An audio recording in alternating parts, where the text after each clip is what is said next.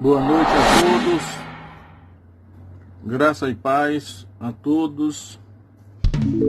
E hoje, dia 25 de agosto de 2020, hoje, terça-feira.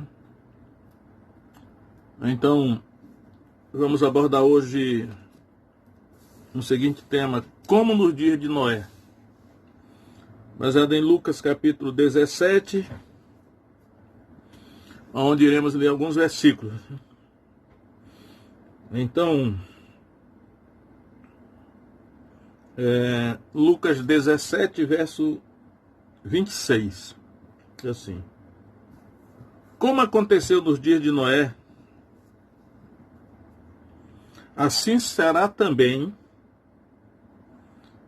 nos dias do Filho do Homem. Nos dias do Filho do Homem.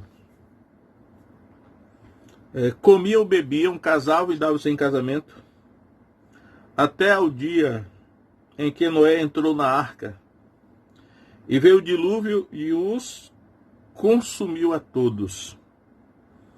Como também da mesma maneira aconteceu nos dias de Ló. Comiam, bebiam, compravam, vendiam, plantavam e edificavam. Mas no dia em que Ló saiu de Sodoma, choveu do céu fogo e enxofre, e os consumiu a todos. Assim será no dia em que o Filho do Homem se há de manifestar. Então, por enquanto, vamos aí refletir sobre isso. Então, Jesus está falando aqui nos dias do Filho do Homem. O Filho do Homem aqui é Jesus mesmo, né? O Filho do Homem. É assim que Lucas principalmente chama. Então, ele fala nos dias do Filho do Homem. Então, diz aqui, verso 22. Dias virão em que desejareis ver um dos dias do Filho do Homem e não vereis. Os dias do Filho do Homem, os dias de Jesus. E aí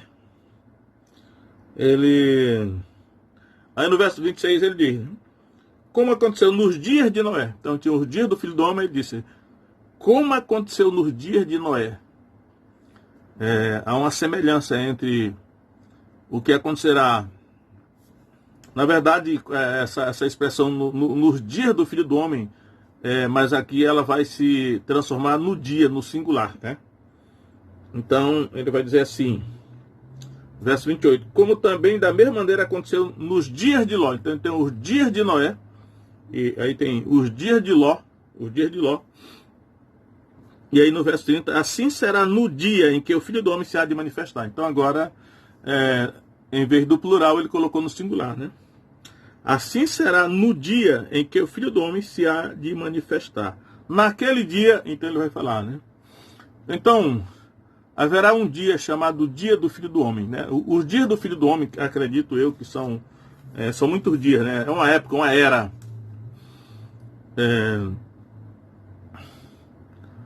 Acredito que é o que a Bíblia chama de últimos dias, né? Os últimos dias, últimos tempos. São os dias do Filho do Homem. Mas existe um dia específico, no singular. O dia em que o Filho do Homem se há de manifestar. E aí ele usa esses dois exemplos do passado, né? Disse, como foi nos dias de Noé, assim será também nos dias do Filho do Homem. Ele diz assim, mas ele diz assim será no dia em que o Filho do Homem se há de manifestar. Naquele dia. Então nós estamos, acredito eu, nos dias do Filho do Homem. Na época em que está próximo a manifestação do dia específico do Filho do Homem, né? A vinda de Jesus, a parousia.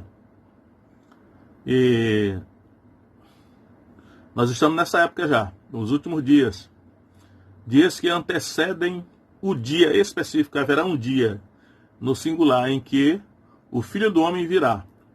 o dia da vinda de Jesus, que é chamado a parousia, a manifestação de Jesus. Então nós estamos aguardando essa vinda do Filho do Homem, a vinda de Jesus, chamada tecnicamente em teologia parousia, que é a palavra grega para a vinda. E aí para Jesus, para lançar mais luz nesse, nos avisar quando esse dia chegasse, estivesse para chegar, ele falou que seria semelhante ao dia de Noé. E depois falou que também seria semelhante aos dias de Ló. Então, nós vamos dar uma olhada aqui e ver o que acontecia nos dias de Noé, porque o que aconteceu, o que acontecerá nos dias do Filho do Homem, antecedendo o dia em que ele se manifestar, que será um dia específico, aconteceu já no passado, nos dias de Noé. Mas é no primeiro dia de Noé, né? Como nos dias de Noé. O título dessa mensagem é Como nos dias de Noé. Então vamos retornar aqui para Gênesis capítulo 6, que os dias de Noé, né, são aqui mencionados em Gênesis capítulo 6. E aqui vamos ver aqui o que aconteceu nos dias de Noé, que está acontecendo agora, né, nos dias do Filho do Homem. Nós estamos nos dias do Filho do Homem, no plural, né? O que aconteceu nos dias de Noé está acontecendo hoje, ainda que não vejamos, porque o que aconteceu nos dias de Noé, o Espírito Santo revelou, registrou na Escritura. Mas o que está acontecendo hoje é escondido, né?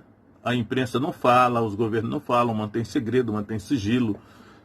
Mas, por isso que Jesus disse assim, ó, você quer saber o que estará acontecendo nos dias do Filho do Homem, os dias que antecedem imediatamente a vinda do Filho do Homem? Então, é só olhar lá nos dias de Noé, porque o que aconteceu nos dias de Noé estará acontecendo aqui. Claro que ele falou lá, né, em Lucas 17, ele falou, comiam, bebiam, plantavam, comiam, bebiam, casavam e davam-se em casamento, né? Coisa normal. Só que ao verificar aqui essa questão de comiam, bebiam, ele só disse isso, comiam, bebiam. Se eu comparar isso com o que Jesus disse em Mateus capítulo 6, né, que não esteja preocupado quanto ao que comer, ao que beber, ou ao que vestir. Então ele falou ao que vestir. Então, aí eu me perguntei, por que será que Jesus não disse comiam, bebiam, vestiam? Ele disse assim, comiam, bebiam, só isso. Ele não falou em vestir. Aí depois ele falou, casavam e davam-se em casamento. Realmente isso acontecia nos dias de Noé. Porque os dias de Noé eram um outro mundo. Né? A gente vê isso pela diferença de anos de vida das pessoas, né? Os patriarcas dos dias de Noé, daquele mundo de Noé, eles viviam perto de 1000 anos. E quem pensar que aquilo ali era simbólico, não é simbólico, é literal mesmo, era 1000 anos mesmo. Ano de 12 meses, meses de 30 dias, dias de 24 horas, é isso que a Bíblia diz. Então não adianta querer explicar, né? Portanto, se a longevidade dos antediluvianos era tão grande, é porque tudo lá era muito diferente. A atmosfera era diferente, né? Eu não sei como é que a pessoa calculou isso. Eu ouvi alguém falar já que havia o dobro de oxigênio na atmosfera. Naturalmente havia fatores naquele mundo que davam condições das pessoas viverem tanto. E aí o fato de Jesus não ter mencionado a roupa, porque eu já percebi que quando Jesus disse que se nós tivermos o que comer, o que beber e o que vestir, estaremos com isso contentes, porque para que qualquer ser humano viva em qualquer situação, hoje é necessário que ele tenha comida e bebida, para não morrer, né? E tenha roupa por causa do frio, que faz geralmente à noite, né? Em algumas regiões são geladas permanentemente. Mas acredito que no mundo de Noé não havia frio. Acredito que o clima era estável, era um clima perfeito, né? Tanto faz de dia como de noite, as pessoas não precisavam se agasalhar, porque o clima era perfeito. Então, já há uma explicação dessa questão, né? Porque Jesus omitiu a roupa quando ele falou, comiam, bebiam, casavam e davam-se em casamento. Comiam e beberam normal, o nosso mundo também. Casar e dar-se em casamento também é normal, né? É como era naquele tempo também, é hoje. Mas vamos dar uma olhada aqui como eram os dias de Noé, porque o que aconteceu lá está acontecendo hoje. Mesmo que nós não vejamos, né, os governos omitam e tanta coisa é escondida, mas a Escritura revela o que está acontecendo hoje. Então a primeira coisa que eu vejo aqui em Gênesis 6 é anjos caídos interagindo com seres humanos. Aí eu não vou aqui me demorar muito nessa, mas Gênesis 6, de 1 a 4, fala exatamente isso, né? Eu não vou, já falei em outra oportunidade, mas aqui eu só quero dizer o seguinte, que esse texto, que é um texto muito polêmico, que fala no primeiro versículo, que... Vamos ler.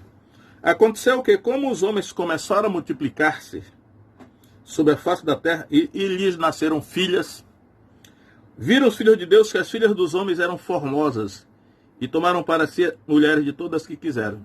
Então, nasceram as mulheres, né? Filho dos homens, aqui filhos dos homens são seres humanos.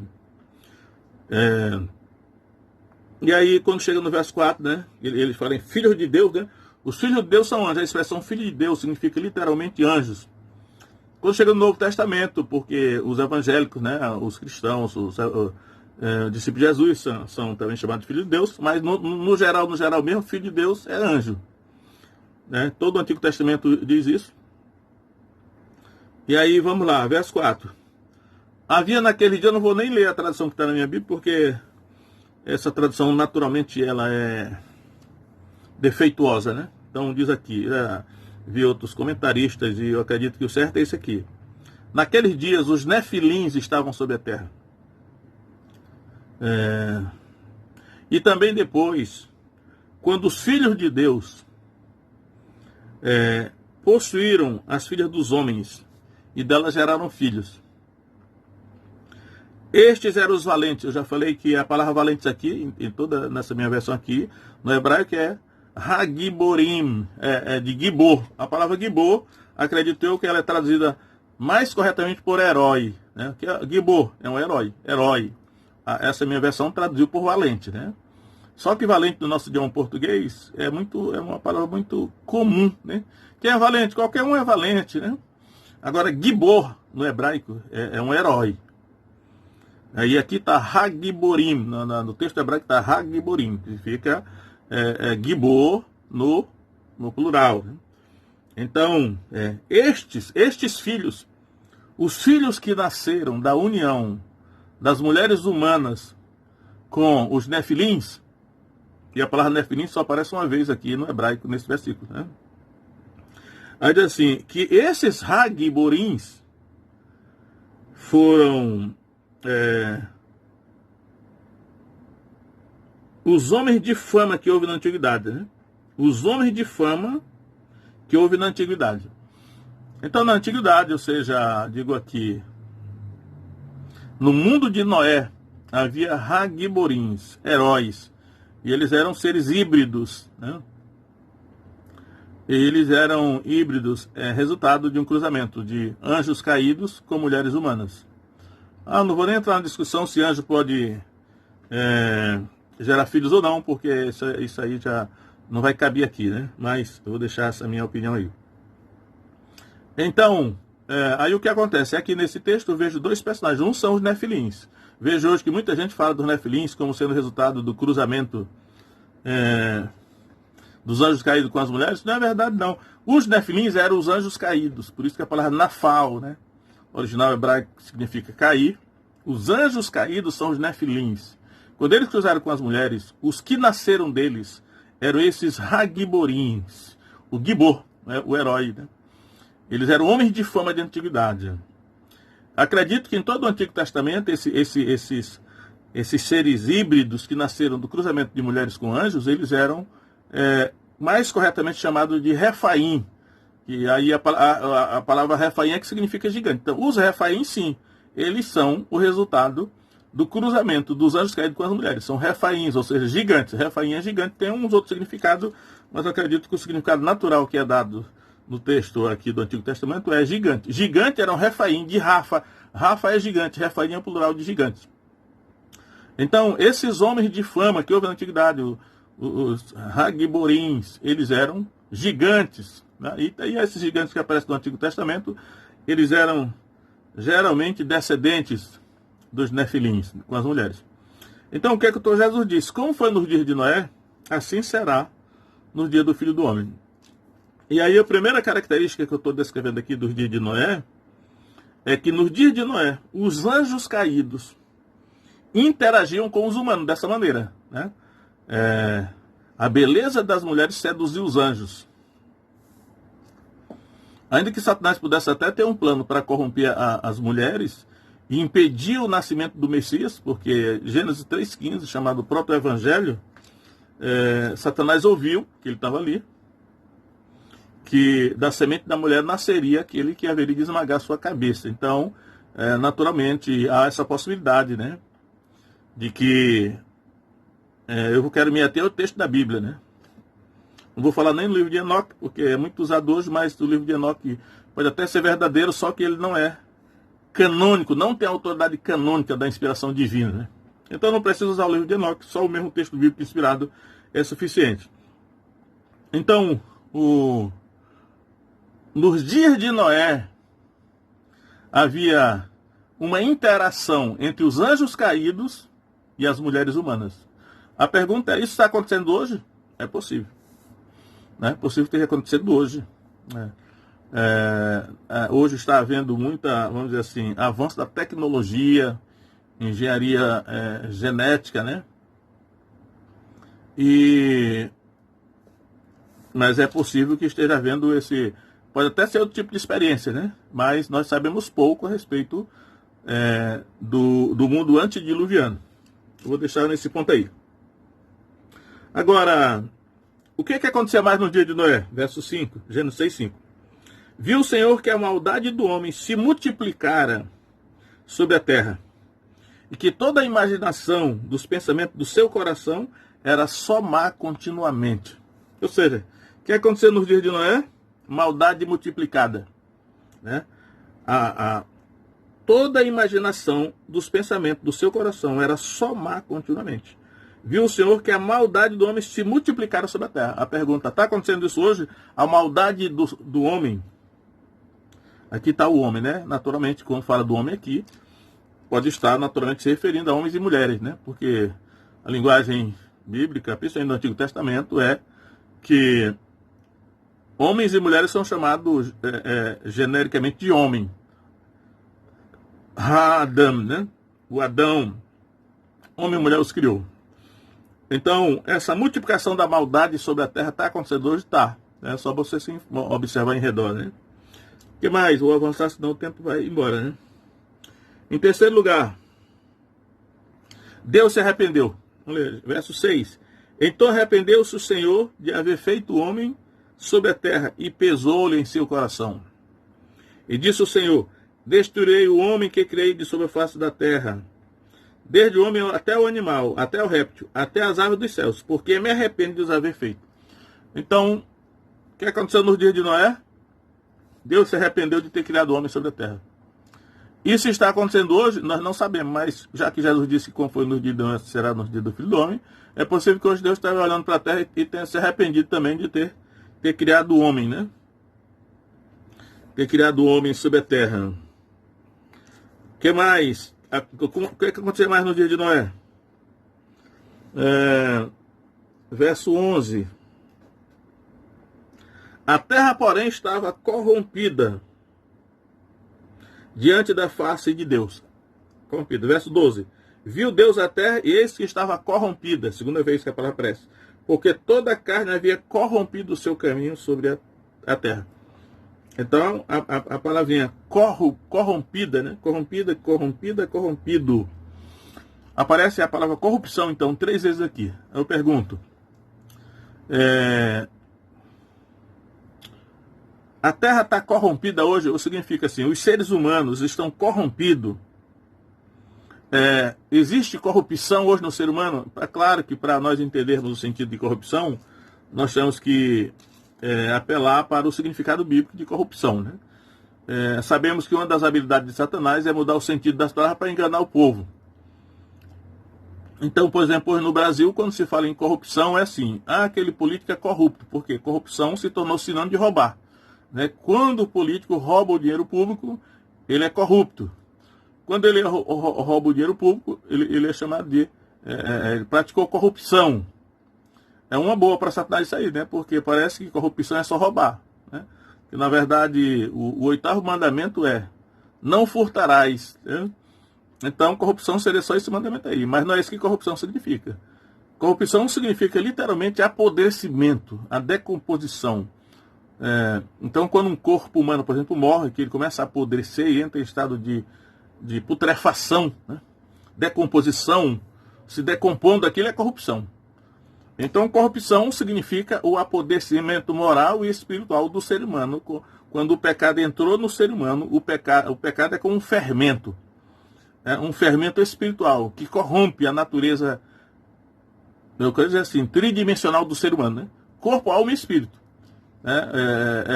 Tudo do homem está corrompido. A corrupção. E aí, o que o ser humano é? Uma árvore que dá maus frutos. Então, uma árvore dá fruto segundo a sua natureza.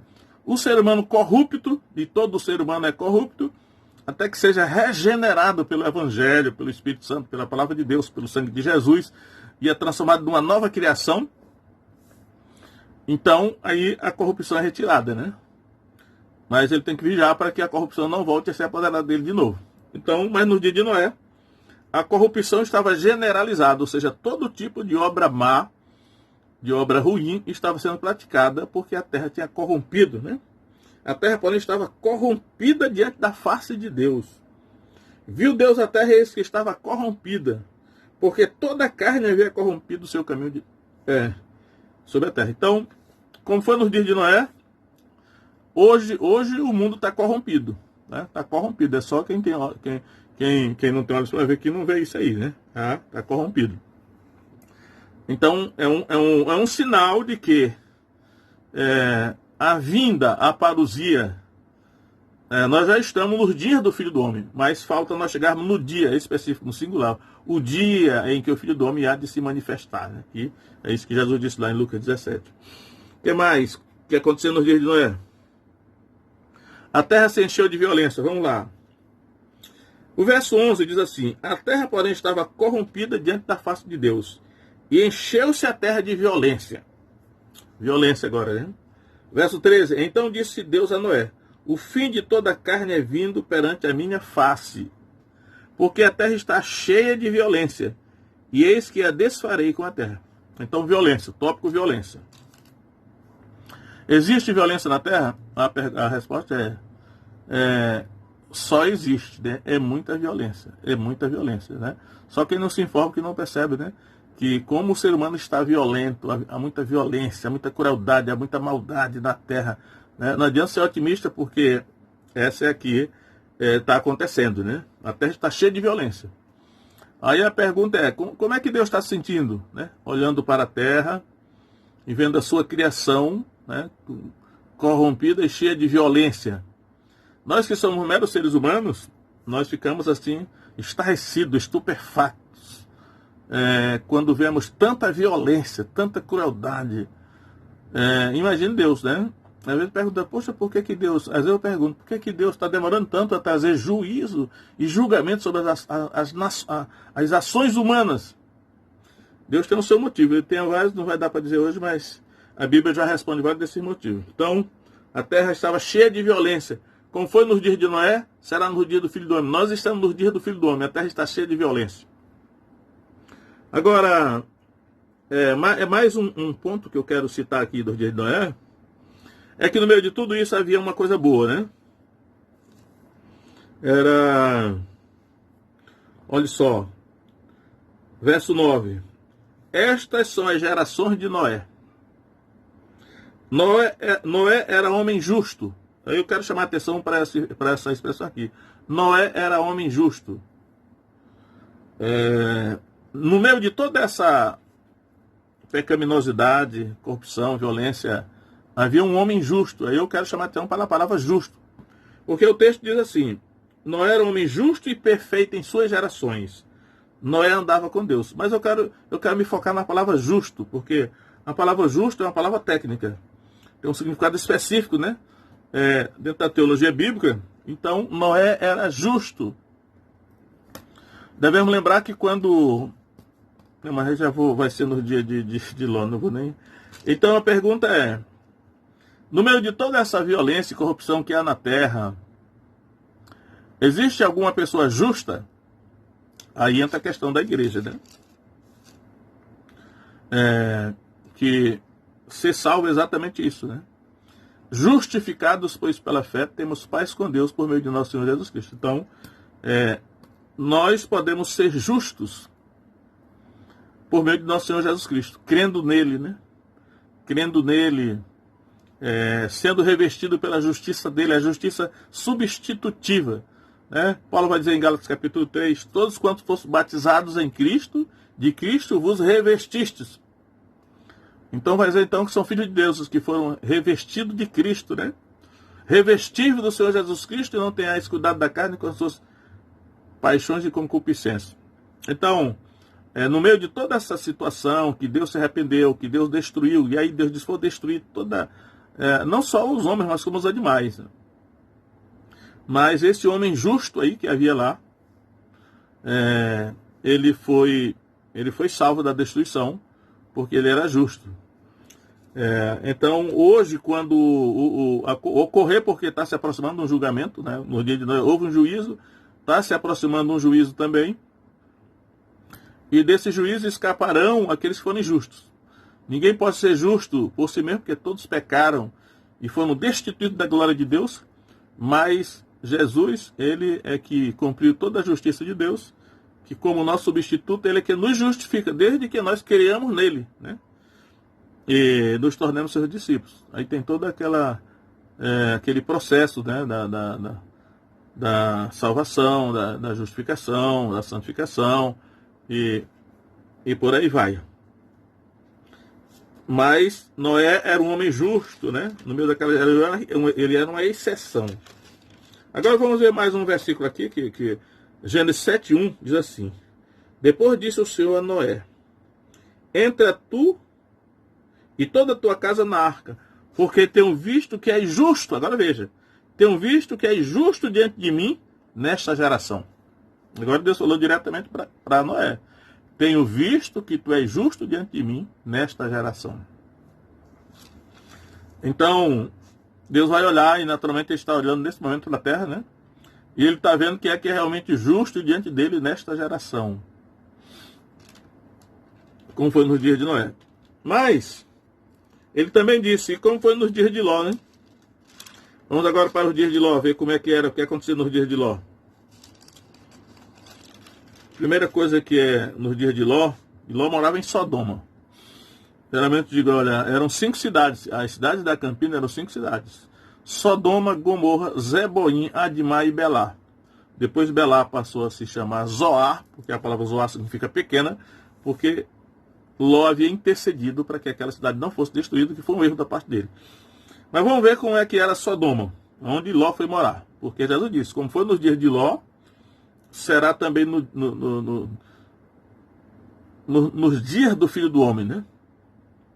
Gênesis 13, verso 13, diz assim: Ora, eram maus os homens de Sodoma e grandes pecadores contra o Senhor.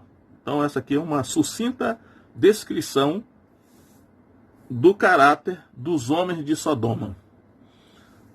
Aqui está falando homens, mas pode ser que provavelmente as mulheres também, né? Porque a palavra homem aqui, como alguém disse, no sentido antropomórfico, significa homens e mulheres. Eram maus os homens de Sodoma e grandes pecadores contra o Senhor, contra Jeová, contra Deus. A pergunta é, como foi nos dias de Ló, também será nos dias do Filho do Homem. Hoje, existe no mundo homens maus e mulheres más, e grandes pecadores contra o Senhor? Existe hoje no mundo? Existe. Existe naturalmente em todas as nações, né? Porque aqui, a cidade de Sodoma aqui, ela é uma espécie de amostragem, né? Ela é uma amostragem do que significa o mundo todo. Então o mundo todo está cheio de pessoas que são mais, homens maus e mulheres mais, e grandes pecadores contra o Senhor, contra Deus, contra Jeová, né? Esse é o texto hebraico. Segundo lugar, nos dias de Ló, que também é nos dias do Filho do Homem, né? Gênesis 18, 20. Eu vou ler esse texto aqui, Gênesis 18, 20. Ele diz assim: disse mais o Senhor, está falando com Abraão, porquanto o clamor de Sodoma e Gomorra, já botou as duas cidades aqui, se tem multiplicado, e porquanto o seu pecado se tem agravado muito. O clamor tem se multiplicado, o seu pecado se tem agravado muito. Era dito lá no capítulo 13 que eles eram maus e grandes pecadores contra o Senhor, e agora o seu pecado se tem agravado muito, ou seja, eles continuaram pecando mais e mais, né? Descerei agora e verei se com efeito tem praticado segundo o seu clamor, que é vindo até mim. Caso contrário, eu saberei. Então, como aconteceu nos dias de Noé, lá o pecado, né, ia aumentando. A maldade do homem ia aumentando, se multiplicando, né? Que lá a maldade era multiplicada, e aqui também o pecado era multiplicado, ia se multiplicando, aumentando. Em Gênesis 19, 5, quando os 2 anjos chegaram a Sodoma e foram se hospedar na casa de Ló, diz assim: e chamaram a Ló e disseram-lhe: onde estão os homens que a ti vieram nesta noite? Traze-os para fora até nós, para que os conheçamos. Então os homens de Sodoma queriam conhecer os 2 anjos que tinham vindo a Sodoma e se hospedar na casa de Ló, e conhecer no sentido bíblico manter relação sexual, né? Então eles queriam praticar violência sexual contra esses 2 anjos, achando que eram meramente 2 homens. Era mais um pecado deles lá, né? Aí vem mais. Eu quero, como foi nos dias de Ló, será nos dias do Filho do Homem, né? Hoje acontece isso, certamente, né? Agora, o que mais? Tem um pecado lá em Sodoma, na verdade são 3 pecados. Tem mais 3 pecados em Sodoma que não estão no texto de Gênesis, estão no livro do profeta Ezequiel, né? Assim, um ponto fora da curva, né? Mas vamos examinar lá. Sodoma, como foi nos dias de Ló, será nos dias do Filho do Homem. Vamos ver lá como é que era em Sodoma ainda. Ezequiel escreveu isso aqui. Ezequiel 16, verso 49, ele diz assim: eis que esta foi a iniquidade de Sodoma, tua irmã. Está falando de Jerusalém, né? Soberba. Então, a iniquidade de Sodoma era soberba. Será que existe soberba hoje nas cidades do mundo? Tem soberba? Soberba é orgulho, arrogância, altivez. Um ser humano numa situação dessa, né? Soberba, havia lá. Fartura de pão, aí aqui é interessante, né? Porque apesar de toda a pecaminosidade daquela cidade de Sodoma, havia fartura de pão, né? O livro de Atos vai dizer que a prosperidade material, né, a fartura de alimento, é uma dádiva da parte de Deus, né?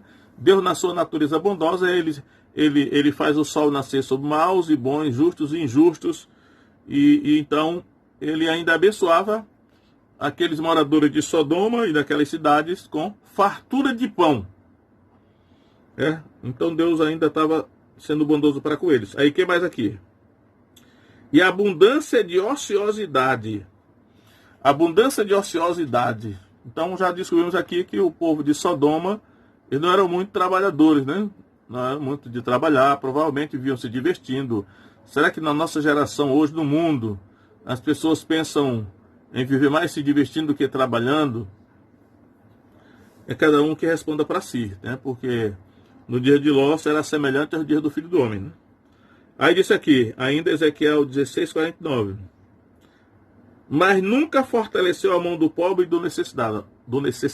O pobre e o necessitado. Então, uma das coisas que Sodoma fez, que não foi boa aos olhos de Deus, é que ela não se preocupou com o pobre e o necessitado. Eu percebo por toda a Bíblia, Deus olha muito esse aspecto, né? Como é que nós que eu digo a sociedade toda, né? Os governos, as igrejas, qualquer tipo de entidade, assim, como é que trata o pobre e o necessitado. A figura que a Bíblia usa muito é assim, a viúva e o órfão, né? Porque o homem, o marido, o pai é o natural provedor da família. Na medida em que a mulher fica viúva, o filho fica órfão, eles perdem o seu provedor natural, provedor e protetor. Então cabe ao restante da sociedade suprir, ajudar, né? Ter empatia pelos pobres e necessitados. A pergunta é, no mundo todo, né?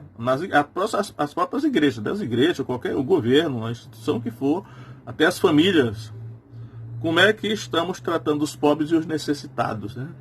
Ou estamos fazendo deles massa de manobra, tanto na igreja como no Estado, na política, né? Cada um responda para si. Mas o certo é que nos dias de Ló, isso lá, estava acontecendo lá, foi um dos motivos que ela recebeu o juízo, né? Agora, ainda em Gênesis 19, 16, vamos ver o seguinte, Gênesis 19, 16 diz assim, ele, porém, Ló, né? Demorava-se, e aqueles homens lhe pegaram pela mão, os dois anjos, e pela mão de sua mulher e de suas duas filhas, sendo-lhe o Senhor misericordioso.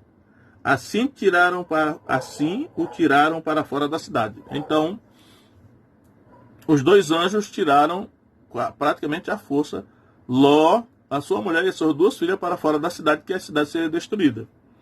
A pergunta é, hoje os anjos vão tirar de dentro da destruição que acontecerá no mundo todo, o juízo, né, que será com fogo, os anjos vão tirar aqueles que são de Deus, né, justos, a palavra vai ser justa aqui. A palavra justa ela é importante. Ele vai tirar de dentro da destruição? Provavelmente que sim, né, eu acredito que sim. Então, para provar que Ló era justo, eu vou ao Novo Testamento, na segunda carta do apóstolo Pedro, né? Segunda carta do apóstolo Pedro, capítulo 2,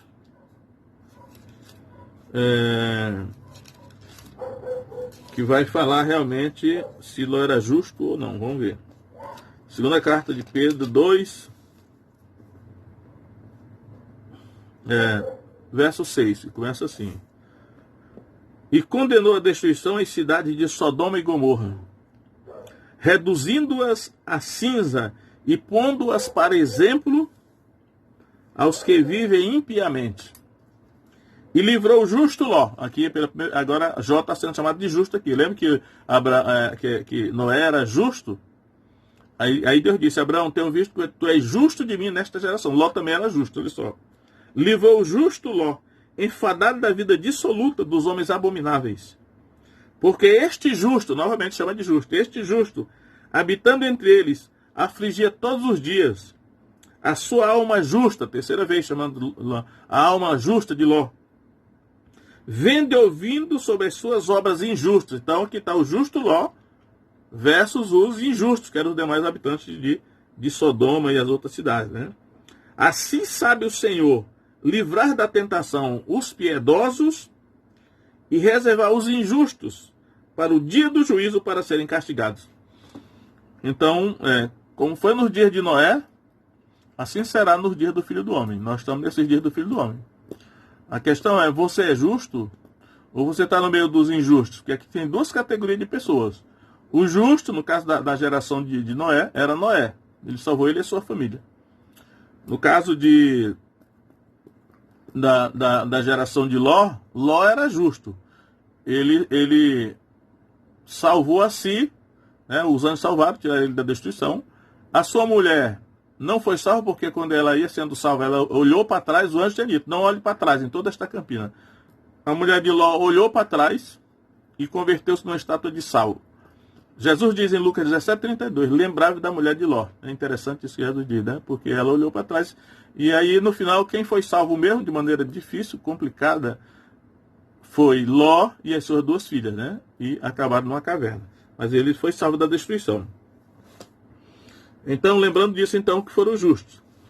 Agora, Voltando aqui para o texto de Lucas 17, o dia do Filho do Homem, né? 17:30, de aqui. Assim será no dia em que o Filho do Homem se há de manifestar. Né? Como nos dias de Noé, como nos dias de Ló, agora no dia que o Filho do Homem se há de manifestar. No verso 24 de Lucas 17:24, diz assim: porque como o relâmpago ilumina desde uma parte debaixo do céu até a outra debaixo do céu, assim será também o Filho do Homem no seu dia. Agora ele está falando no dia, no singular, o dia do Filho do Homem, a parousia, né? Então ele compara aqui como o relâmpago ilumina desde uma parte debaixo do céu até a outra debaixo do céu, assim será também o Filho do Homem no seu dia. Então será como um relâmpago, né? Ainda em Lucas 10:18, eu vou voltar aqui para Lucas 10:18, porque a vinda do Filho do Homem será como um relâmpago, mas em Lucas 10:18 o próprio Jesus diz assim: eu via Satanás como um raio cair do céu. Na outra versão da Bíblia diz assim: eu via Satanás cair do céu como um relâmpago. Aí a gente pensa assim, peraí, Jesus via Satanás cair do céu como um relâmpago. E a vinda de Jesus será como um relâmpago que sai de uma extremidade da terra e se mostra até outra extremidade. Então a vinda de Jesus será semelhante à queda de Satanás, só que Satanás caiu do céu, né? Jesus não caiu do céu. Satanás foi lançado, expulso. Jesus ele não será lançado nem expulso, mas ele virá. Mas parece que é semelhante, porque ele está comparando a sua vinda a um relâmpago. E a queda de Satanás na terra também foi como um relâmpago, né? Reforçando ainda essa tese, Mateus 24, verso 27 diz assim, Jesus está no Mateus 24, né, está naquele discurso, diz assim: porque assim como o relâmpago sai do Oriente e se mostra até ao Ocidente, assim será também a vinda do Filho do Homem. Então, novamente, a semelhança da vinda dele como um relâmpago, né? E ele será visto em todo o céu, de uma extremidade à outra. Ele falou, lembrar da mulher de Ló, né, no verso 32. E aí eu quero mostrar em Mateus 13:41, agora, Mateus 13:41. Ele contou as 7 parábolas do reino. E no verso 41, Jesus diz o seguinte, no meio de uma parábola: mandará o Filho do Homem os seus anjos. Lembra que lá em Sodoma, 2 anjos foram enviados por Deus para tirar Ló e a sua família do meio da destruição. Então, aqui é semelhante. Por isso, como foi nos dias de Ló, será nos dias do Filho do Homem. Mandará o Filho do Homem os seus anjos, o Filho do Homem é Jesus, e eles escolherão do seu reino tudo que causa escândalo e os que cometem iniquidade. Olha, veja só, eu até coloquei, peraí, mas isso parece o arrebatamento dos ímpios, né? Será que haverá um arrebatamento dos ímpios antes de haver o arrebatamento da igreja? Bom, esse textinho parece indicar nessa direção, né? Mandará o Filho do Homem os seus anjos, e eles escolherão do seu reino tudo que causa escândalo, e os que cometem iniquidade, e lançá-los-ão na fornalha de fogo. Ali haverá pranto e ranger de dentes. E no verso 49, ainda diz assim: assim será na consumação dos séculos. Virão os anjos e separarão os maus de entre os justos, e lançá-los-ão na fornalha de fogo. Ali haverá pranto e ranger de dentes. Esse é o desfecho do dia do Filho do Homem, né? Semelhante aos dias de Ló, que terminou com fogo, Sodoma e Gomorra, e esse mundo todo terminará com fogo também, dessa maneira, né? Agora, tem o arrebatamento dos justos. Mateus 13:43, diz assim: então o justo, lembra que Noé era um homem justo nas suas gerações, e Noé andava com Deus, por isso que ele foi salvo com a sua família. E Deus disse para ele: tenho visto que é justo perante mim nesta geração. Agora, né, Ló também era justo e salvou pelo menos essas 2 filhas. Agora aqui no verso 43. Então os justos resplandecerão como o sol no reino de seu Pai. Quem tem ouvidos para ouvir, ouça. Aqui será, então aqui são os justos sendo, vamos dizer aqui, salvos, né? Eu ia dizer arrebatado, mas arrebatamento dos justos. Aí voltando em Lucas 17, voltar a Lucas 17, quando Jesus está falando aí, verso 31, ele diz assim: naquele dia, e aí ele falou algumas vezes assim: nos dias do Filho do Homem serão semelhantes aos dias de Noé e aos dias de Ló. Agora, aí que ele fala no dia singular, que é exatamente o dia, que haverá um dia mesmo em que ele virá. Ele diz assim: naquele dia, quem estiver no telhado, tendo as suas alfaias em casa, não desça a tomá-las. Da mesma sorte, o que estiver no campo, não volte para trás. Lembrai-vos da mulher de Ló. Qualquer que procurar salvar a sua vida, perdê-la-á. E qualquer que a perder, salvá-la-á. Digo-vos que naquela noite, é interessante que agora ele mudou a linguagem de naquele dia, ele mudou agora para naquela noite, porque esse fenômeno acontecerá em alguns lugares será dia e em outros lugares será noite, né? Então, no Japão será dia, no Brasil será noite, ou no Brasil será dia, no Japão será noite, mas esse fenômeno acontecerá ao mesmo tempo, concomitantemente, né?